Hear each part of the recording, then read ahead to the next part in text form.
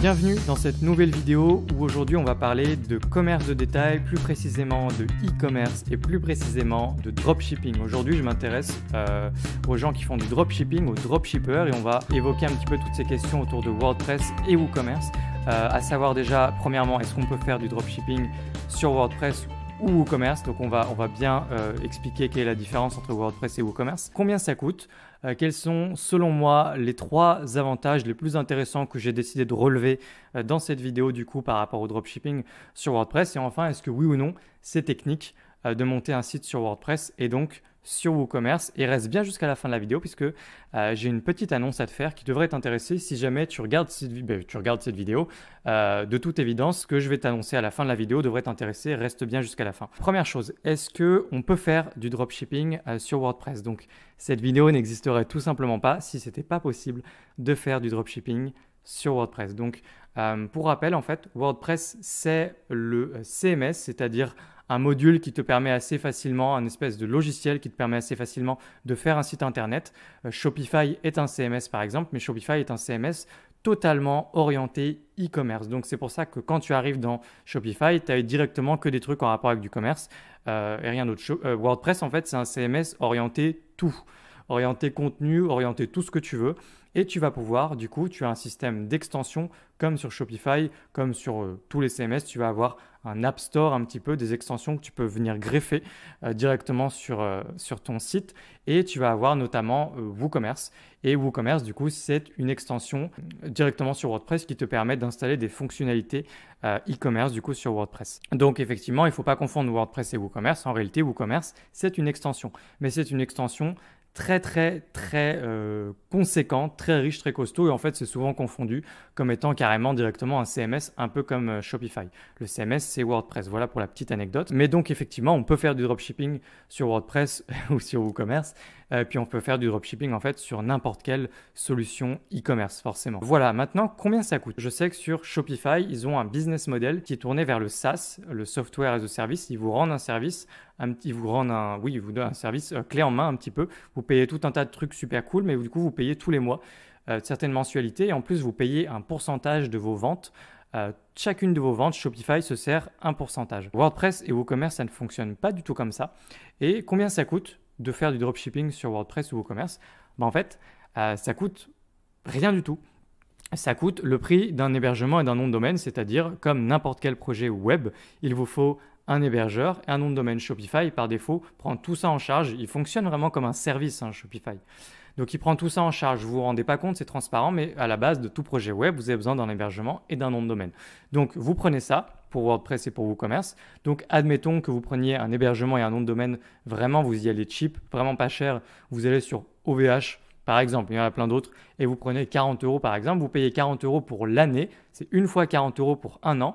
Ensuite, WordPress, c'est gratuit et WooCommerce, c'est gratuit. Donc, vous pouvez avoir une solution e-commerce pour 0 €. Ensuite, combien ça coûte? Ça dépend de vos méthodes d'acquisition pour avoir du trafic et obtenir vos premières ventes. Si vous achetez votre trafic, ça ne dépend plus de moi. Du coup, je réponds plutôt sur la partie opérationnelle. Combien ça coûte sur la partie vraiment opérationnelle? En fait, c'est beaucoup moins cher que Shopify. Shopify, c'est très bien, mais personnellement, WooCommerce, pour moi, c'est mieux. Voilà, tout simplement.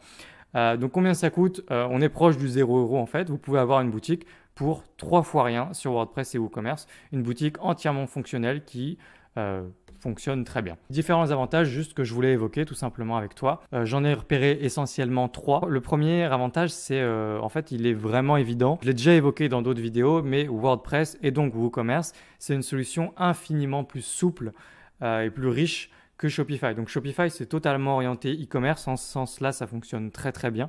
C'est très rigide, notamment en termes d'UX, d'expérience utilisateur, de design, de tout ça. C'est vraiment, ça manque énormément de souplesse. Et si un jour, et je vous y invite, vous montez votre premier site sur WordPress et sur WooCommerce, vous ne voudrez plus revenir en arrière, vous ne voudrez plus revenir sur Shopify.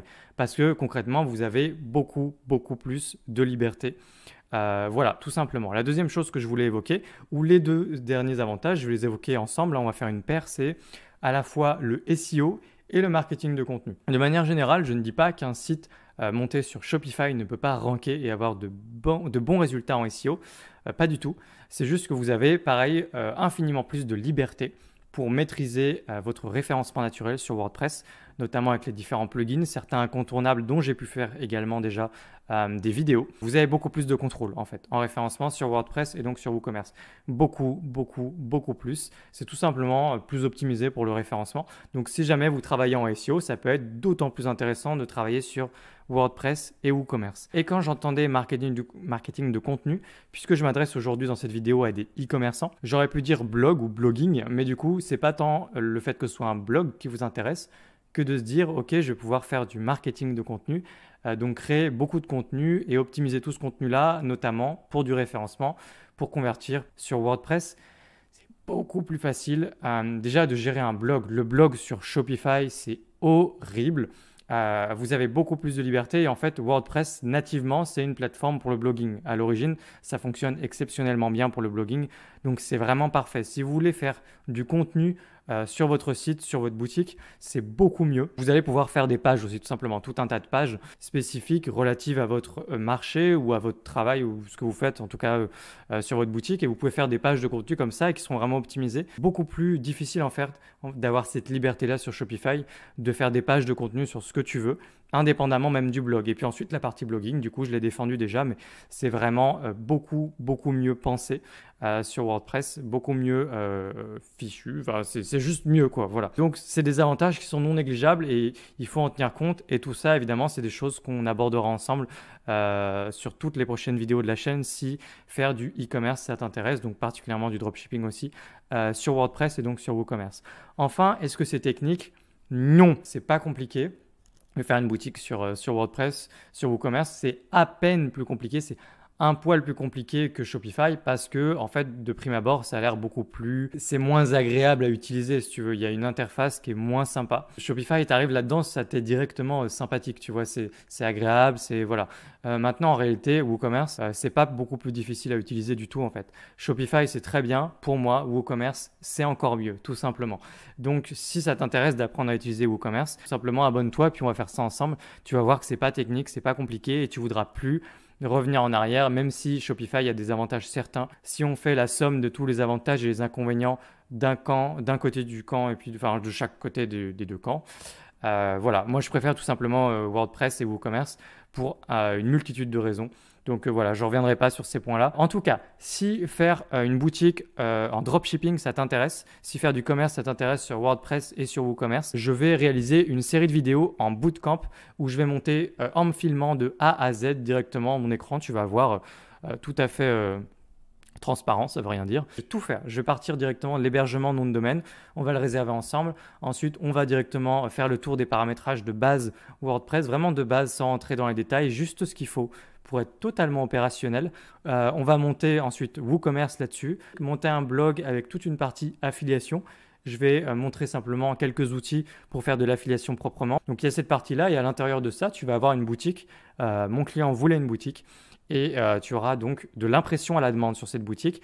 Donc de l'impression à la demande, c'est si tu veux vendre des produits pour lesquels tu as simplement designé un truc, par exemple sur un t-shirt blanc, et tu es allé designer un truc là-dessus, et ensuite tu peux commander directement chez un fournisseur. Le mec il te propose uniquement les t-shirts vierges, et toi tu as pu importer n'importe quel design directement sur ton t-shirt, c'est super cool. Mon client voulait du coup une partie impression à la demande. Je vais faire ça pareil, du coup filmer mon écran, tout ça, et tu auras accès à tout ça. Donc ça va être une bootcamp en plusieurs vidéos avec toute la partie blog, e-commerce, tout ça directement sur la chaîne. Donc si ça t'intéresse, n'hésite pas à t'abonner. Si tu as des questions, tu n'hésites pas à me les poser en commentaire. Du coup, si ça t'a plu, like la vidéo évidemment et partage-la à qui tu veux autour de toi, probablement à des amis entrepreneurs ou des gens qui veulent se lancer dans le e-commerce et qui notamment n'ont peut-être pas de budget, parce que tu te rends bien compte que si tu n'as pas de budget, WordPress et WooCommerce, c'est une super façon de démarrer, et une fois que tu commences là-dessus, tu ne voudras pas aller voir ailleurs de toute façon, puisque encore une fois, tu peux lancer ta boutique pour 30-40 euros. Hein. Voilà, juste le prix d'un hébergement et nom de domaine. Puisque ça c'est absolument incontournable, et ensuite tu peux monter ta boutique et tu peux déjà faire des tas de belles choses. Donc voilà, moi je te laisse là-dessus, je te dis à très bientôt pour une prochaine vidéo. Ciao.